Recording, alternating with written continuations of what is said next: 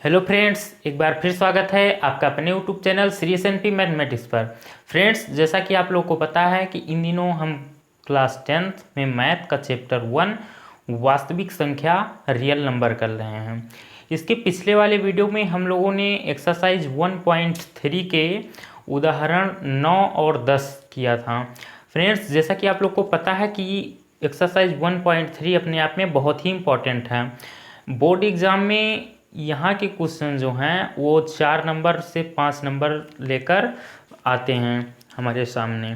ठीक, तो ये एक्सरसाइज अपने आप में बहुत इम्पॉर्टेंट है। तो इसलिए इस एक्सरसाइज का मैंने आप लोग को उदाहरण भी करवाया था और एक्सरसाइज के एक एक क्वेश्चन भी करवाऊंगा, क्योंकि एक्सरसाइज में क्वेश्चन कुछ कम हैं, इसलिए मैंने इसका उदाहरण भी बहुत अच्छे तरीके से आप लोगों को करवा दिया था। अगर आप लोगों ने वो वीडियो नहीं देखा तो डिस्क्रिप्शन में आपको नीचे उस वीडियो का लिंक मिल जाएगा। तो आइए आज का वीडियो हम शुरू करते हैं। आज हमारा उदाहरण नंबर 11 रहेगा और उसके बाद में हम एक्सरसाइज 1.3 के क्वेश्चन सॉल्व करेंगे।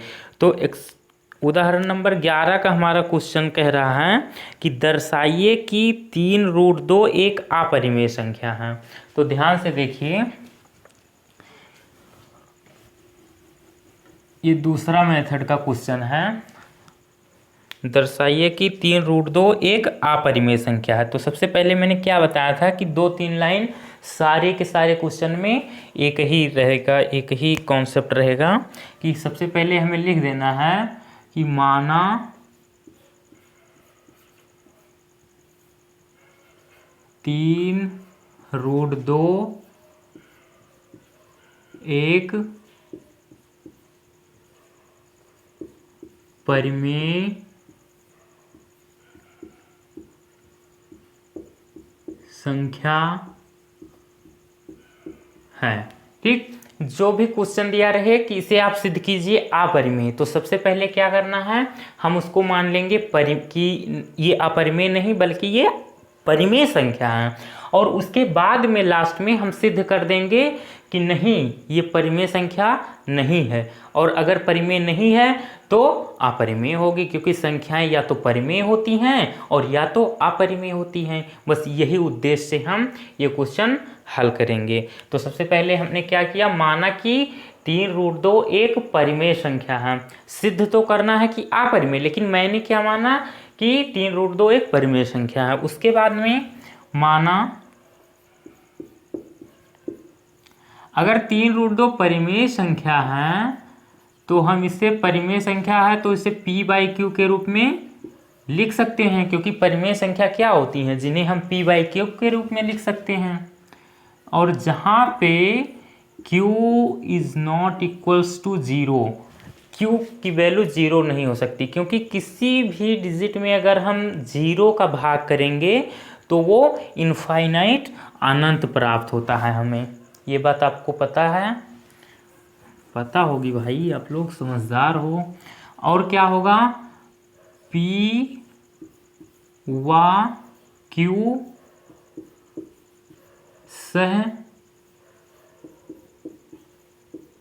अभाज्य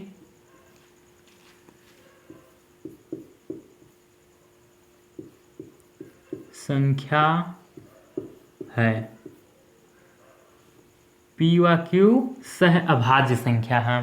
सहभाज्य मैंने बताया था पिछले वाले वीडियो में, एक बार फिर से देख लीजिए कि सहभाज्य संख्याएं वे संख्याएं होती हैं जैसे है 2 और 7, और कोई ले लीजिए, मान लीजिए 4 और 7। अब ये 4 तो भाज्य है और ये अभाज्य है। यहाँ पर इस ग्रुप में आपको 4 तो भाज्य दिख रहा है, लेकिन हम ये पूरे समूह को बोलेंगे सह अभाज्य। सहभाज्य मतलब इन दोनों में कॉमन कुछ भी ना, जिसका अगर बोले तो HCF, ठीक, हाईएस्ट कॉमन फैक्टर, वो 1 हो, उसे हम बोलते हैं सहभाज्य। इसमें कॉमन कुछ नहीं हो सकता, सहभाज्य संख्याओं में कॉमन कुछ नहीं हो सकता। ठीक, समझ में आ गया सहभाज्य क्या है। अब आगे देखिए क्या करेंगे हम, रूट वाली संख्याओं को, ये दूसरे मेथड का क्वेश्चन है, इसमें हमारा ये रहेगा कॉन्सेप्ट कि रूट वाली जो संख्या रहेगी उसको हम एक तरफ रखेंगे, बाकी सारी की सारी एक तरफ कर देंगे। तो √2 तो एक तरफ रहेगा, और p अपॉन में ये q है, और ये 3 यहाँ चला आएगा। ठीक, इसके नीचे क्या किया मैंने, तिरछा गुणा कर दिया। समझ में आ रहा है, 3। ठीक, अब देखिए इसे क्या कीजिए आप, इसे नाम दे दीजिए समीकरण 1। अब यहाँ पर क्या हो सकता है, चूंकि p व q क्या है, पूर्णांक है। p व q क्या है, पूर्णांक है, इसलिए 3q भी एक पूर्णांक होगा। इसलिए 3q भी एक पूर्णांक होगा, और इसलिए p/3q एक परिमेय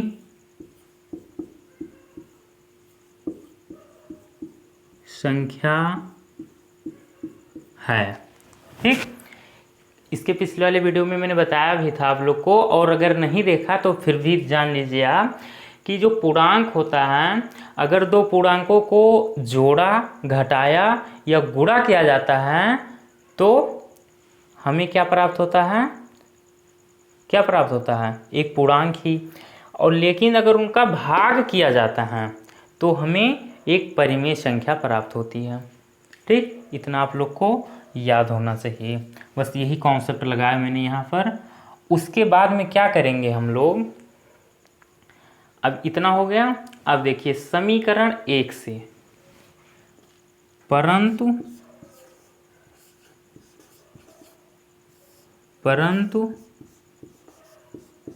समीकरण 1 से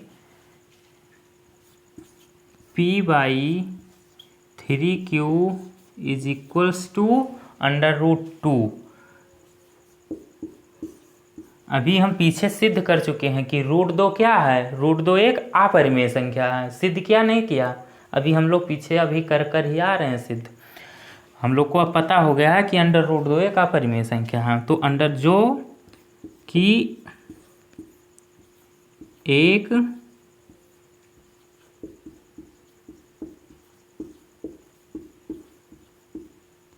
अपरिमेय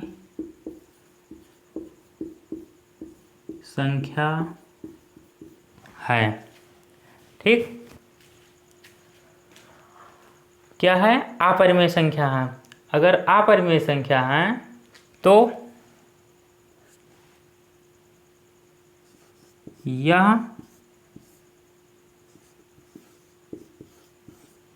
पूर्व कथन, अतः यह पूर्व कथन का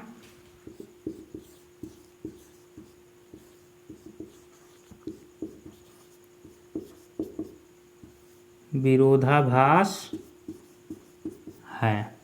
ठीक, क्या है, ये पूर्व कथन का विरोधाभास है। यह हमारी पहले की जो हमने कल्पना की थी वो गलत है। क्या कल्पना की थी कि यह है एक परिमेय संख्या, और यहाँ पर क्या हो गया, ये अपरिमेय सिद्ध कर दिया हमने। तो हमारी पहले की कल्पना गलत सिद्ध हुई, अतः यह क्या है, एक क्या है, एक परिमेय संख्या। अतः 3√2 एक अपरिमेय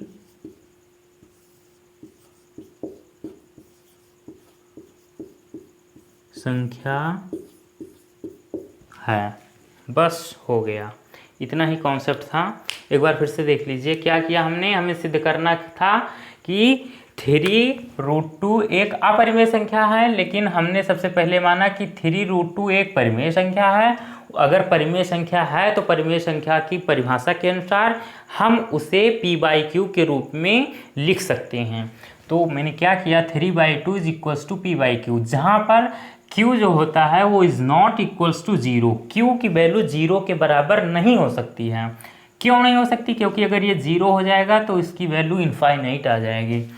और p व q सह अभाज्य संख्या है। ठीक, अब देखिए फिर क्या किया मैंने, अंडर रूट वाली संख्या को एक तरफ कर लिया और ये जो 3 थी इसे मैंने p के बटे में कर दिया, ये यहाँ आ गया। इसे मैंने समीकरण 1 नाम दे दिया। उसके बाद में हमें पता है कि p व q क्या है, एक पूर्णांक है।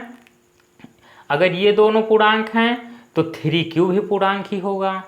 ठीक, q अगर पूर्णांक है तो 3 इसके साथ में आ गया गुणे में, तो ये भी एक पूरा अगर देखें तो 3q पूरा का पूरा क्या होगा, एक पूर्णांक ही होगा। उसके बाद में अगर ये दोनों पूर्णांक हैं तो दो पूर्णांकों का भाग जो होता है वो एक परिमेय संख्या होती है। तो p/3q एक परिमेय संख्या है इस कॉन्सेप्ट के अनुसार कि दो पूर्णांकों का भाग एक परिमेय संख्या होती है। परंतु समीकरण 1 से, अब यहाँ पर मैंने क्या किया, समीकरण 1 का सहारा लिया। समीकरण 1 क्या कह रहा है, p/3q इज इक्वल्स टू √2, और √2 जो है वो हम लोगों ने अभी पीछे सिद्ध करके आया है कि वो क्या है, एक अपरिमेय संख्या है, जो कि एक अपरिमेय संख्या है। यह अतः यह पूर्व कथन का विरोधाभास है। यहाँ पर आप ये भी लिख सकते हैं, अतः यह पूर्व कल्पना गलत है। अतः पूर्व कल्पना गलत है, चलो यही लिख दीजिए, अतः हमारी पूर्व कल्पना गलत है, थोड़ा अच्छा लगेगा देखने में और पढ़ने में भी। अतः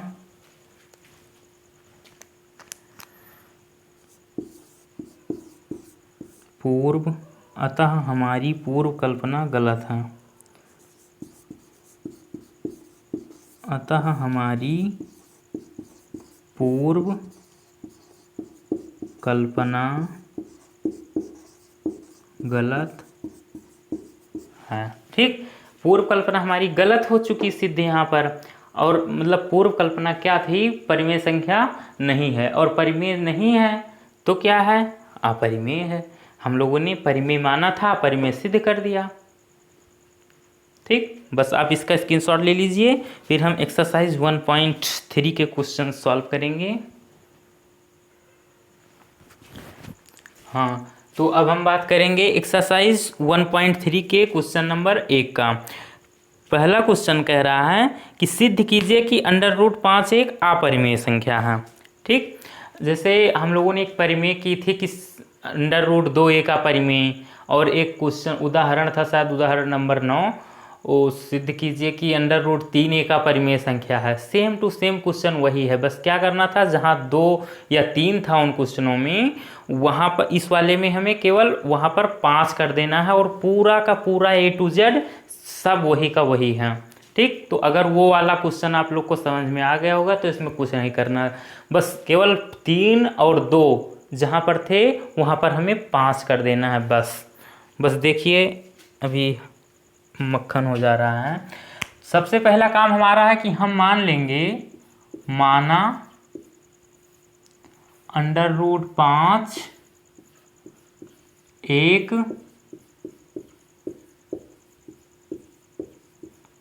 परिमेय संख्या है। ठीक, इंक डाल लें थोड़ा। शुरुआत में सारे क्वेश्चनों में एक दो लाइन का कॉन्सेप्ट सेम टू सेम रहता है कि सबसे पहले हम मान लेंगे सारे क्वेश्चनों में कि यह क्या है, एक परिमेय संख्या है, और हम उसे सिद्ध कर देंगे कि नहीं, ये परिमेय नहीं अपरिमेय है।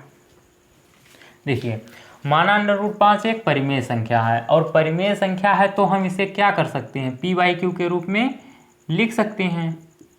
माना √5 इज इक्वल्स टू p/q, और जहाँ पे q की वैल्यू है वो 0 नहीं हो सकती, means q is not equals to 0, और p व q क्या है, p व q सह अभाज्य संख्या है। अब थोड़ा सा क्वेश्चन में फास्ट करूँगा क्योंकि बहुत सारे क्वेश्चन कर चुके, तो इसलिए बार बार एक ही, जैसे सहभाज्य, बार बार एक ही चीज़ नहीं बताऊँगा, ठीक है। अब क्या करेंगे हम लोग, क्रॉस मल्टीप्लाई करिए, ये हो जाएगा √5q is equals to p, तो q is equals to p/√5। अब क्या करेंगे, दोनों पक्षों का वर्ग करने पर, क्या करेंगे हम, दोनों पक्षों का वर्ग कर देंगे, तो इधर का वर्ग होगा तो क्या हो जाएगा, q² is equals to p²/5। देखिए अंडर रूट वाली संख्याओं का वर्ग करने पर अंडर रूट हट जाता है, जैसे √2 है, अब बोला जाए इसका वर्ग करिए तो अंडर रूट हट जाएगा, तो क्या होगा, 2 होगा। अगर बोला जाए √7 का स्क्वायर करिए तो √7 का स्क्वायर क्या होगा, 7 होगा, ठीक। स्क्वायर जो होता है वो अंडर रूट को दहासानी कर देता है, ठीक। देखिए अब क्या होगा, अब इसमें ये स्क्वायर होगा, इसे आप नाम दे दीजिए एक सुंदर सा समीकरण 1, बढ़िया है ना समीकरण 1 नाम। अब देखिए चूंकि q एक पूर्णांक है, q क्या है, q एक पूर्णांक है, इसलिए q² भी पूर्णांक होगा, क्योंकि पूर्णांक का वर्ग भी एक पूर्णांक ही होता है। अब देखिए आगे, अगर ये दोनों पूर्णांक हैं तो p²/5 भी पूर्णांक ही होगा, इसलिए p²/5 भी एक पूर्णांक, इसलिए p²/5 भी एक पूर्णांक है, और इसलिए p जो है p²/5 से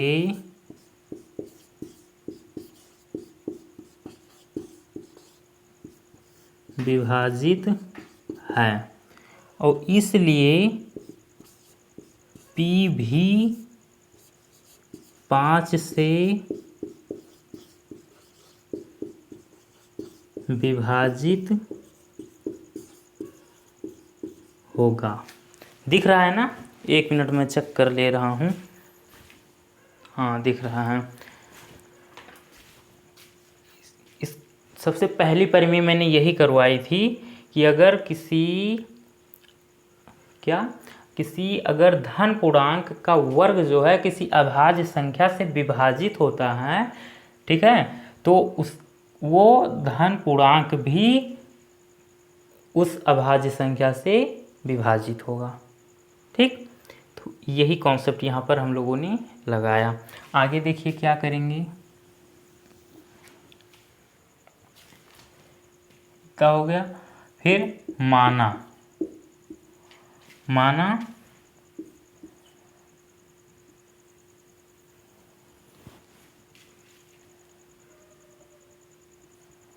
p/5 is equals to k1, जहाँ K1 एक क्या है, पूर्णांक है। तो P is equals to 5K1। इसको बढ़िया सा नाम दे दीजिए आप। यहाँ समीकरण 1 था, इसे नाम दे दिया आप समीकरण 2। अब क्या करेंगे, P का मान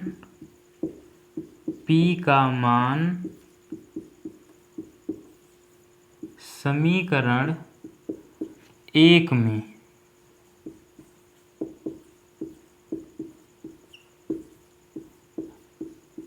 रखने पर, तो जहाँ P है वहाँ पर हम 5K1 रखेंगे।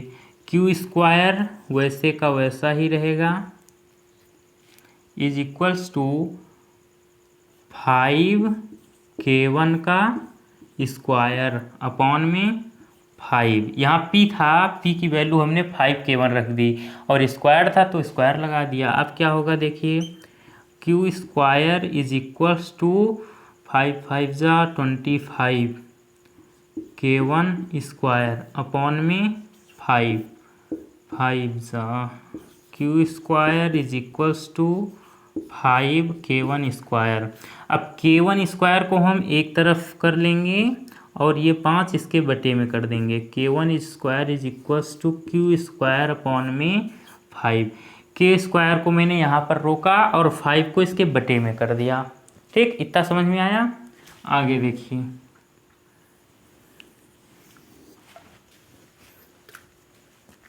समझ में आ रहा है ना। समझ में आ रहा हो तो प्लीज़ वीडियो को लाइक कीजिए, और अगर सब्सक्राइब नहीं किया हमारे चैनल को तो प्लीज़ चैनल को सब्सक्राइब कर लीजिए।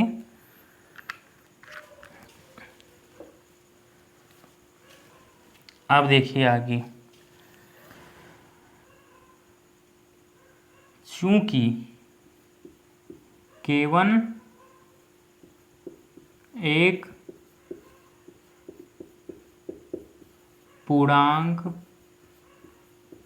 है, K1 एक पूर्णांक है, इसलिए K1 स्क्वायर भी पूर्णांक होगा।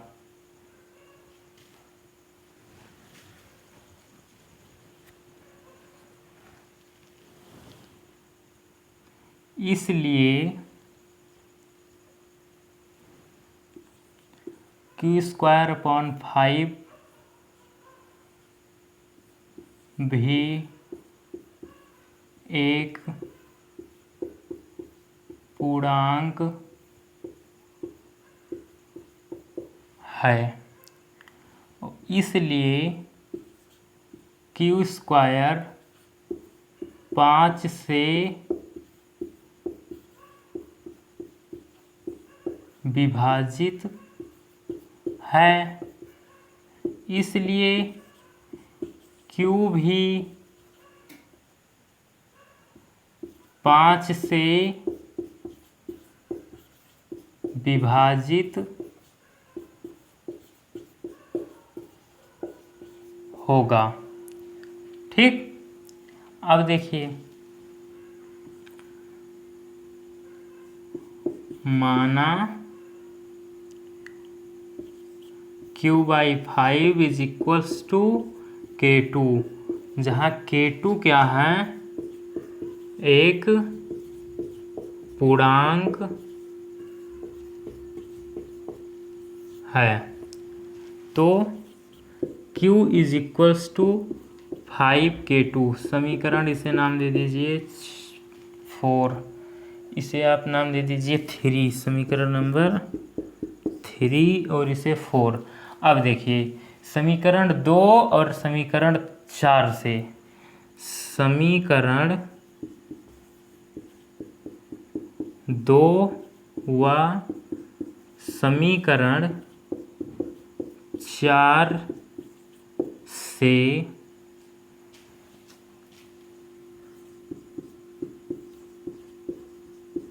संख्या 5 P, संख्या 5 पी व क्यू का उभयनिष्ठ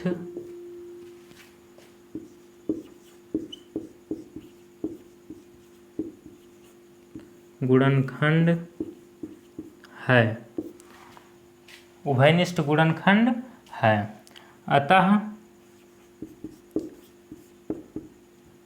P व Q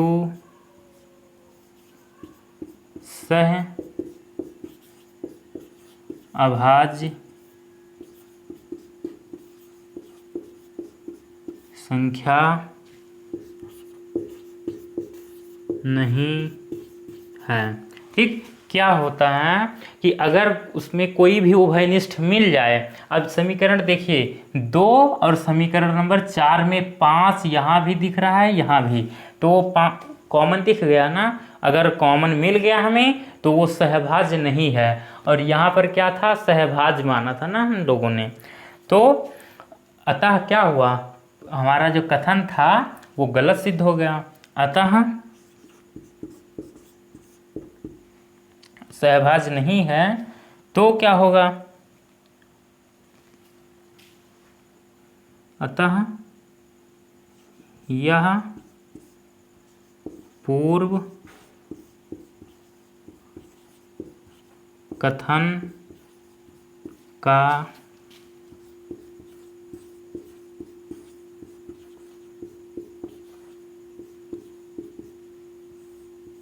विरोधाभास है। अतः √5 एक परिमेय संख्या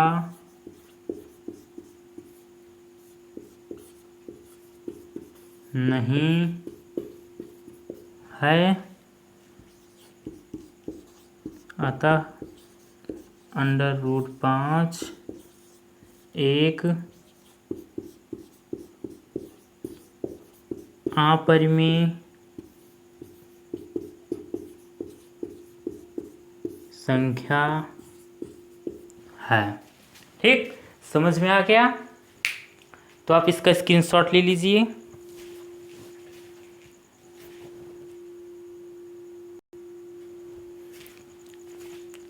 तो फ्रेंड्स, जैसा कि आप लोग को मैंने इस तरीके का करीब, अब ये तीसरा क्वेश्चन है।